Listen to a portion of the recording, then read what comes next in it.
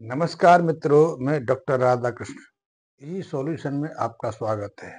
हम जिस bio active growth solution की बात करते हैं, जिस गोबर घनशत की बात करते हैं, जब इसका निरंतर हम अपने खेतों में प्रयोग करते हैं, अपनी मिट्टी में प्रयोग करते हैं, तो बहुत सारे चमत्कार होने लगते हैं, बहुत सारे परिवर्तन होने लगते हैं। जो ये जो बायो एक्टिव ग्रोथ सॉल्यूशन है, ये कोई कंपोजर नहीं है। ये सिर्फ कार्बनिक पदार्थों का अपघटन करने वाला पदार्थ नहीं है। ये मिट्टी की जो जीवांत संरचना है, मिट्टी की जीवंतता है, उस पर वृद्धि करने का कारक है। तो जब आप इस गोरस सॉल्यूशन का निरंतर प्रयोग अपने खेतों में करते हैं, तो मिट्टी की संरचना में बदलाव होना शुरू हो जाता है। तो उसके उपयोग करने की कुछ विधियां भी हैं, कुछ प्रक्रिया भी हैं। साधारण प्रक्रिया तो यही है कि 200 ग्राम के इस पाउडर को आप 50 लीटर, 40 लीटर, 60 लीटर पानी लीजिए, उसमें आधा किलो के आसपास गुड़ डाल दीजिए और ये सॉल्यूशन डाल दीजिए। 24 से 48 घंटे इसको रखे रहने दीजिए। उसके बाद आप उसको सिंचाई के साथ में अपने खेतों में दे सकते हैं और इसकी 200 ग्राम की मात्रा 1 एकड़ जमीन के लिए पर्याप्त है। लेकिन यदि आपकी मिट्टी बहुत हार्ड है, आपने बरसों तक रासायनिक खादों का प्रयोग किया है, बहुत सारे पेस्टिसाइड, इंसेक्टिसाइड या खरपतनाशक दवाओं का प्रयोग किया है, तो शुरुआत में आप इसकी 2 शीशियाँ इसी तरह से प्रयोग करके अपने खेतों में को सींच सकते हैं। इससे इसका प्रभाव बढ़ जाएगा, मिट्टी की संरचना में बदलाव होना शुरू हो जाएगा। इसके निरंतर प्रयोग से जो हमारी केमिकल फर्टिलाइजर की डिपेंडेंसी है, हम जो रासायनिक खादों का प्रयोग अपने खेतों में खेत की जो पोषकता बढ़ाने के लिए करते हैं, उस पर निर्भरता घटती चली जाएगी। आप देखेंगे कि जैसे ही आप 3-4 बार इसका प्रयोग अपने खेतों में कर लेंगे, तो जो भी फसल आप लेंगे, उसमें जो केमिकल फर्टिलाइजर है, जो रासायनिक खाद हैं, उनकी आवश्यकता आधी से भी कम रह जाती है। यहाँ तक कि आप फास्फोरस और पोटेशियम को तो इस्तेमाल करना ही छोड़ सकते हो। आप यदि इनका प्रयोग नहीं भी करोगे, तो आपकी उत्पादकता में रत्ती भर भी गिरावट नहीं आएगी।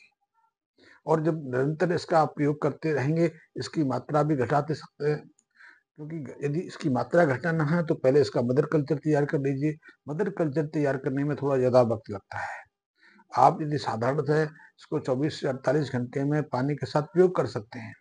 लेकिन यदि आपको मदर कल्चर बना के रखना है और 4-6 महीने तक इसका निरंतर प्रयोग करना है, तो उसमें थोड़ा-सा परिवर्तन करना होता है। परिवर्तन ये है कि उसके लिए आप 100 लीटर का, 200 लीटर का ढक्कनदार ड्रम की आवश्यकता है। उस ड्रम में आप 1 किलो के आसपास गुड़ की चाशनी बना के ठंडा होने पर उसे मिश्रित कर दें।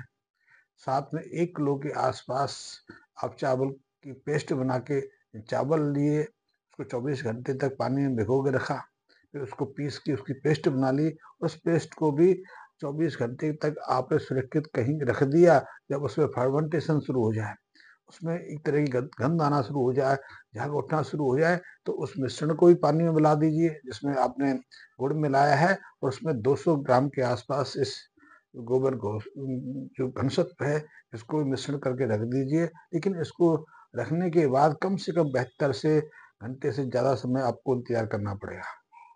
मौसम के अनुसार, टेम्परेचर के अनुसार इसकी समय अवधि बढ़ सकती है, क्योंकि इसमें से फिर गैस पैदा होती चली हुई, बुलबुले पैदा हुए। तो उन बुलबुलों को भी आपने हर दिन 2 बार निकालना है और उसके बाद इसको फर्मेंटेड होते रहना है। तो उसको भी आप तीसरे चौथे दिन के बाद प्रयोग कर सकते हैं। और इसमें जब 15-20 लीटर सॉल्यूशन बच जाए, तो फिर उसमें आप 1 किलो गुड़ डाल दीजिए। इसी तरह 1 किलो चावल का आटा लेके, चावल लेके, और उसको फर्मेंट करके उसको भी मिश्रण कर दीजिए। तो 3-4 दिन में ये भी तैयार हो जाएगा। इस तरह निरंतर आप इस गोरस सॉल्यूशन का प्रयोग कर सकते हैं। इस गोरस सॉल्यूशन में निश्चित रूप से बहुत सारे ऐसे बैक्टीरिया हैं जो हमारे प्राकृतिक अवस्था मिट्टी में भी उपलब्ध हैं, हमारे पेट के अंदर भी हैं और गाय के पेट के अंदर भी हैं। इनकी प्रजातियों में थोड़ी बहुत भिन्नता है, लेकिन है जैसे एक जैसी। जैसे मिट्टी के अंदर बहुत सारे जीवाणु मिलते हैं, बहुत सारे जीवाणु का वैज्ञानिकों ने परीक्षण भी कर लिया है, उनको सुनिश्चित भी कर लिया है, जैसे कि टाइकोडर्मा है। टाइकोडर्मा एक ऐसा फंगस है कि मिट्टी में रहकर मिट्टी में बहुत सारे जो पैथोजेनिक बैक्टीरिया हैं, पैथोजेनिक जो फंगस है, उनको विकसित नहीं होने देता और मिट्टी के उपजाऊपन वो बनाए रखने में मदद करता है। लेकिन इस ट्राइकोडर्मा की भी कई प्रजातियां, कई किस्में हैं। तो ट्राइकोडर्मा एक समूह है, इसमें बहुत तरह के बैक्टीरिया आते हैं, फंगस आते हैं। इसी तरह हम सुडोमोनास को ले सकते हैं। सुडोमोनास भी एक समूह है, उसमें बहुत तरीके के जीवाणु हैं, लेकिन हम सभी जीवाणु के विषय में नहीं जानते। 2 4 5 को हमने पहचान लिया, तो उसी को बहुत सारी कंपनियां बाजार में बेचना शुरू कर दी। जैविक खेती के रूप में आप उपयोग करते हैं। राइजोबियम है, एजोबैक्टर है, ऐसे बहुत सारे जीवाणु हैं जिनको पहचानते हैं। तो ऐसे जीवाणु हमारे मिट्टी में भी प्राकृतिक रूप से हैं, हमारे अंदर भी हैं। जैसे लैक्टोबैसिलस बैक्टीरिया है, वो दूध में भी और हमारे अंदर भी मिलता है, और गाय के दूसरे पशुओं के अंदर भी है। ये बैक्टीरिया डिकम्पोजिशन का भी कार्य करते हैं, साथ ही मिट्टी को पोषक तत्वों से संपन्न करने का कार्य भी करते हैं। इनका एक और महत्वपूर्ण कार्य है जिसके बारे में आप चर्चा करना चाहूंगा। चर्चा पहले तो मैंने आपसे कहा कि जब आप बायोएक्टिव ग्रोथ सॉल्यूशन का लगातार प्रयोग अपने खेतों में करते हैं, अपनी फसलों में करते हैं, तो आपकी फसल की जो केमिकल फर्टिलाइजर जरूरत है, जो नाइट्रोजन, फास्फोरस, सल्फर, जो जिंक, पोटाशियम, मैग्नीशियम, सोडियम, इनकी जरूरत है, वो कम होती चली जाती है, क्योंकि प्राकृतिक जीवाणुओं की संख्या आपके खेत में बढ़ जाती है। जब प्राकृतिक जीवाणुओं की, सूक्ष्म जीवों की संख्या बढ़ेगी, तो आपकी मिट्टी स्वयं इन पोषक तत्वों को वातावरण से ग्रहण कर लेगी, क्योंकि हमारे वातावरण में हर तरह की पोषकता उपलब्ध है। आप जानते भी हैं, हमने पढ़ा भी है कि पौधे हैं, वनस्पतियां हैं, अपना भोजन स्वयं निर्मित कर लेती है। हम अपना भोजन स्वयं निर्मित नहीं करते, हम अपने भोजन के लिए इन्हीं वनस्पतियों पर निर्भर हैं।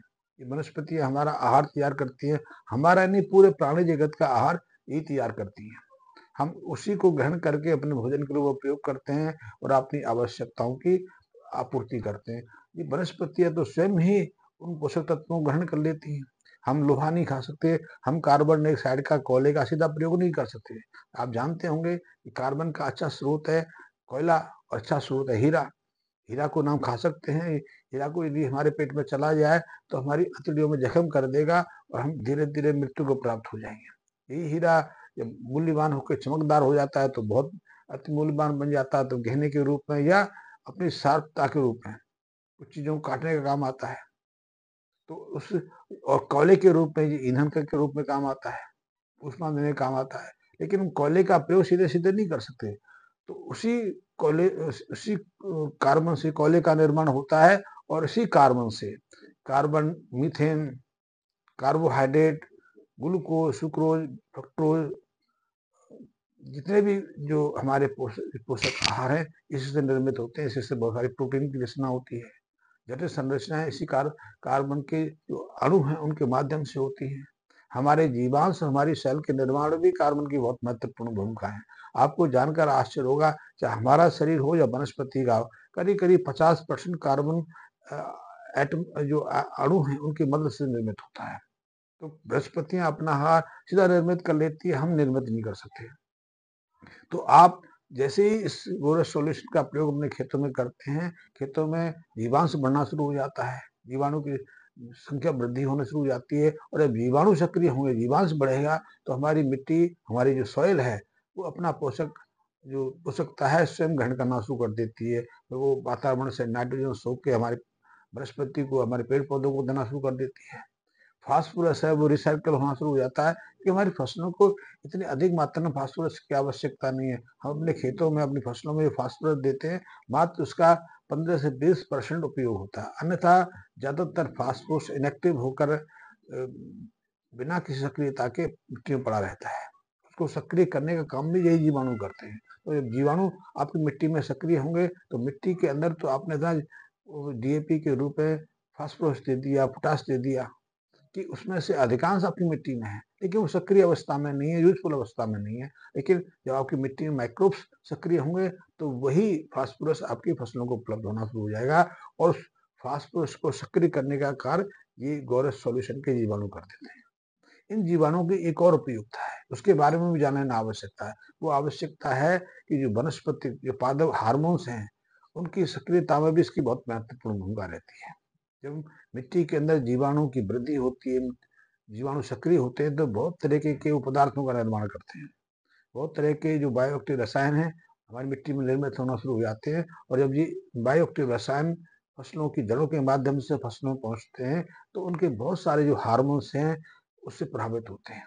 जैसे यदि आप निरंतर इस गोरस सॉल्यूशन का प्रयोग करते हैं तो सबसे पहले तो आपके जो फसलों के अंदर जो जो ऑक्सिन हार्मोन्स होता है उसका प्री हार्मोन ट्रिप्टोफैन है, उसकी उत्पत्ति बढ़ जाती है। ये ऑक्सिन हार्मोन है जो ग्रोथ के लिए, विकास के लिए बहुत महत्वपूर्ण है। इसके माध्यम से न केवल फसलों की वृद्धि होती है बल्कि जड़ों का भी विकास होता है। जड़ यदि विकसित होंगी तो जड़ें बहुत सारे पोषक तत्वों को सहजता से मिट्टी से ग्रहण कर लेगी और साथ ही फसलों की, पेड़ पौधों की जो इम्यूनिटी है, जो रोग प्रतिरोधक क्षमता है, वो स्ट्रॉन्ग बनी रहती है। इसी तरह या आप निरंतर इस बायोएक्टिव रसायन का प्रयोग करते हैं तो इससे ऑक्सीजन का ही निर्माण अधिक मात्रा में नहीं होता बल्कि दूसरे जो पादप हार्मोन है, वनस्पतिक हार्मोन है, उनकी निर्मित भी हो जाती है। इसमें आप जिबरेलिन ले सकते हो। ये हार्मोन्स ही बहुत महत्वपूर्ण है। ये पौधों के विकास के लिए, खास करके वयस्क पौधों के विकास के लिए बहुत महत्वपूर्ण है। जब ये सक्रिय होता है तो पौधों के ऊपर, फसल के ऊपर फ्लावरिंग अच्छी होनी शुरू हो जाती है। फ्लावरिंग झड़ती नहीं है। कि बहुत बार देखते हो कि आपके पेड़ पौधों पर फ्लावर तो बहुत निकले, फूल तो बहुत आए, लेकिन फल नहीं बने, फलों की संख्या घट गई। कई बार देखने में आता है। या फल जो फूल हैं पूरी तरह से फलों में रूपांतरित नहीं हुए, बीजों में रूपांतरित नहीं हुए, बीजों का साइज कम हो गया, बीज जो फली जो है सिकुड़ गई, सूख गई, अविकसित रह गई। ऐसी बहुत सारी समस्या हमारे सामने आती हैं। इसके पीछे दूसरा जो जिबरेलिन हार्मोन वो प्रभाव है और उस जिबरेलिन की मात्रा को भी ये जीवाणु बढ़ा देते हैं क्योंकि जो जब हमारी पेड़ पौधे की जड़ें इसको सोखती हैं तो ये जिबरेलिन पूरे पौधे को प्रभावित करता है। दूसरे पादप हार्मोन है, एथिलीन है, साइटोकिनिन है, ये सब इनसे प्रभावित होते हैं, इनकी मात्रा बढ़ जाती है। इसीलिए देखा गया है कि जब आप खेतों में, अपनी फसलों में, अपने साग सब्जियों में, अपने फलों में आप लगातार इस बायोएक्टिव रसायन जो गोरस सॉल्यूशंस का प्रयोग करते हैं तो आपकी जो जो फसल है, आपके पेड़ पौधे हैं, वो विकसित तो होते ही होते हैं, ग्रोथ बढ़ती है, उनकी शाइनिंग बढ़ जाती है, उनमें हरियालीपन आ जाता है, पत्तों का विकास बहुत तेजी से होता है, पत्तों की संख्या बढ़ जाती है, साथ ही फ्लावरिंग अच्छी होती है और जो फ्लावरिंग होती है वो बीज में, वो फल में, वो जो उत्पादन है उसमें रूपांतरित होते हैं। इसलिए हम देखते हैं कि अल्टीमेटली इसके निरंतर प्रयोग से आपकी जो फसल की उत्पादकता है वो 10-15% बढ़ जाती है। आप सीधे-सीधे देखिए कि आप कोई भी फसल लगाइए, कोई भी पेड़-पौधा लगाइए और उसके बाद 3-4 बार इस गोरस सॉल्यूशन का प्रयोग उसकी जड़ों के आस-पास करके देखिए, फिर उसको उखाड़ लीजिए, दूसरे पेड़ को इसके साथ कंपेयर करके देखिए।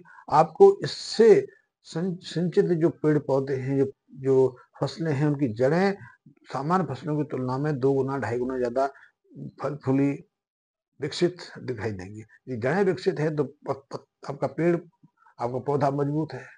तो उससे आपकी उत्पादकता में वृद्धि होनी है। दूसरी सबसे बड़ी चीज है कि निरंतर आप इसका प्रयोग करते हैं, खादों की डिमांड तो घटती है, लेकिन आपकी फसलों में रोग बार बार हमला करते हैं, उससे सुरक्षा हो जाती है। आपकी फसलों को रोगों का सामना कम करना पड़ता है। तो छोटी सी जानकारी मैंने इसको सॉल्यूशन के बारे में दी। आप इसका प्रयोग करके देखिए, परीक्षण करके देखिए, आपको निराशा नहीं होगी। आपको कुछ ज्यादा खर्चीला तो है नहीं। एक बार कुछ सब्जियों में, कुछ क्यारी में से करके देखिए। आप घर में गमले लगाते हैं, उन गमलों में प्रयोग करके देख लीजिए। यदि कोई आपका पेड़ पौधा सूख रहा है, अविकसित है, महीनों हो गए, उसका विकास नहीं हुआ, विकास रुक गया है, मुरझाने लगा है, सूखने लगा है, सूख ही गया है, तो एक बार 2-4 बार इसका कुछ आप प्रयोग करके देखिए। आपके मुरझाए हुए, आपके मरते पेड़ में ये जान डाल डाल देगा, क्योंकि उसकी मिट्टी इतनी परिवर्तित हो जाएगी, उतनी भुरभुरी हो जाएगी, उसकी वाटर होल्डिंग कैपेसिटी बढ़ जाएगी, उसका जीवांश कार्बन का जो स्तर है बढ़ जाएगा और उसमें बहुत सारे जीवाणु सहजता से विकसित हो जाएंगे।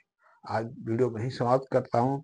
आपने इस विषय में कुछ ज़्यादा जानकारी लेनी है, आपका उसको प्रयोग करना चाहते हैं, आप स्वयं इसका परीक्षण करना चाहते हैं तो निःसंकोच संपर्क कर सकते हैं। कोई जानकारी लेनी हो तो संबंधी में अपना प्रश्न मेरे वीडियो मैसेज में डाल सकते हैं, अपना नंबर दे सकते हैं। मैं आपसे स्वयं संपर्क करने की कोशिश करूंगा।